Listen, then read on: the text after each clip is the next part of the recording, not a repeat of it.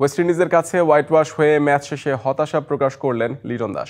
সাগরিকা আগে ব্যাট করা কঠিন ছিল, রান তাড়ায় উইন্ডিজ শিশিরের সুবিধা পাওয়ায় বোলাররাও তেমন কার্যকরী ভূমিকা রাখতে পারেননি। এমনকি বাজে ফিল্ডিংকেও দুষলেন বাংলাদেশ অধিনায়ক। আয়ারল্যান্ড সিরিজে শক্তভাবে ঘুরে দাঁড়ানোর প্রত্যয় লিটনের। আরও একটা বাজে দিন, বাংলাদেশের আরও একটা মলিন পারফরমেন্স। ব্যাটারদের ব্যর্থতা, বোলারদের অসহায়ত্ব, ফলাফল ঘরের মাঠে ওয়েস্ট ইন্ডিজের বিপক্ষে হোয়াইট ওয়াশের লজ্জা। টাইগারদের টানা 4 সিরিজ জয়ের সুখস্মৃতি উধাও ঘরের মাঠে।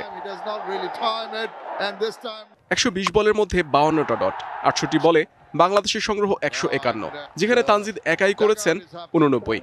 বাকি 9 ব্যাটারের অবদান 62 রান। মিডল অর্ডারে একাধিক পরিবর্তনের পরও কাটেনি দুর্দশা। লিটন, সোহান, জাকেররা নেমেছিলেন খারাপ খেলার প্রতিযোগিতায়। আমাদের অনুকূলে অনেক কিছু নাই। ফার্স্ট 2 গেমে আমরা খুব একটা ডিউ দেখিনি, আজকের গেমে টোটালি ডিউ। সো এখন আমরা যখন ব্যাটিং করেছি টোটালি 20 ওভার একটু শুকনো উইকেট ছিল এবং বল গ্রিপ করতেছিল খুব ভালো মতন। বাট তারা যখন ব্যাটিংয়ে আসছে তাদের ফরে চলে গেছে সব কিছু। সো কিছু কিছু জিনিস আছে যেগুলো আপনার কন্ট্রোলে থাকবে না, বাট চেষ্টাটা আমাদের কমতে ছিল না। ওই জায়গাটায় আমাদের বলাররা ভালো এফোর্ট দিয়েছে। যেহেতু ডিউ পড়েছে, উইকেট খুব ভালো হয়ে গেছে ব্যাটিংয়ের জন্য। এখানে যদি আমরা ফার্স্ট ইনিংসে 200 রান করতাম, যেটা পসিবল না, কারণ উইকেটে আপনি 200 করতেও পারবেন না। সো যেটুকু ছিল আমার মনে হয় এনাফ ছিল, যদি গ্রাউন্ডটা ড্রাই থাকতো, যদি ডিউটা না পড়তো। ডাবল ধামাকা অফার, ওয়ালটন ল্যাপটপ পাওয়া যাচ্ছে নতুন ছাড়কৃত মূল্যে। হোয়াইট ওয়াশ হওয়ার নেপথ্যে বাজে ফিল্ডিংও ভূমিকা রেখেছে। বোলাররা সুযোগ তৈরি করে দিয়েছিল ঠিকই, তবে ফিল্ডারদের ভুলে কোনো সুযোগই লুফে নিতে পারেনি বাংলাদেশ, যার খেসারত দিতে হয়েছে ম্যাচ হেরে।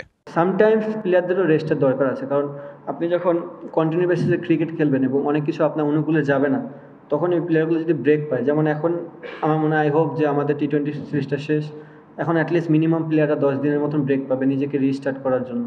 ব্যাটাররা পর্যাপ্ত রান স্কোরবোর্ডে তুলতে পারছেন না, ফিল্ডারদের অলসতা, বোলাররাও তাই নিরুপায়। সব মিলিয়ে একটা হযবরল অবস্থা। এর শেষ কোথায়? তারা আমাদের সব জায়গা থেকে টাফ টাইম দিয়েছে, তারা অনেক ভালো বল করেছে, তাদের ব্যাটিংও খুব ভালো ছিল।